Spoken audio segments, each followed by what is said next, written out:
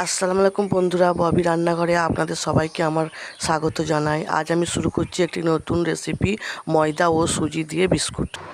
আপনারা যদি চ্যানেলে নতুন হয়ে থাকেন, চ্যানেলটি সাবস্ক্রাইব করে দেবেন, পাশে থাকা বেল আইকনটি ক্লিক করে লাইক, কমেন্ট, শেয়ার করে দেবেন।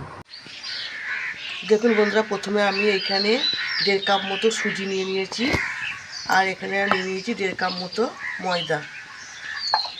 এখানে 1 কাপ আমি চিনি গুঁড়ো করে নিয়ে নিয়েছি, সামান্য একটু লবণ দিয়ে দিলাম, আর একটা ডিম আমি এখানে দিয়ে দিলাম। এবার এটাকে আমি ভালো করে হাতে করে মাখিয়ে নেব। দেখুন বন্ধুরা, এখানে আমি চিনি দিয়েছি, যেহেতু কোনো পানি ব্যবহার করিনি, কারণ চিনিটা আস্তে আস্তে গলে যাবে। এবং এরকম ঠিকমতোভাবে একটা ডো তৈরি করে নিয়েছি। এটা আমি 15 মিনিট পর্যন্ত রেখে দেবো ঢাকা দিয়ে। 15 মিনিট পর আমি খুলে দিলাম।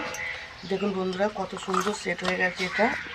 এবার আমি এটাকে হাতে সামান্য একটু আমি তেল নিলাম, দিয়ে সামান্য একটু আমি নিয়ে নিলাম। এটা এরকম করে গোল করে, ঠিক এরকম আমি গোল সাইজে একটা শেপ দিয়ে নেবো। সবগুলোই আমি এরকম সাইজ করে শেপ দিয়ে নেবো। দেখুন বন্ধুরা, আমি এগুলো সবগুলোই গোল করে বানিয়ে নিয়েছি। আপনারা যে কোনো শেপে বানাতে পারেন।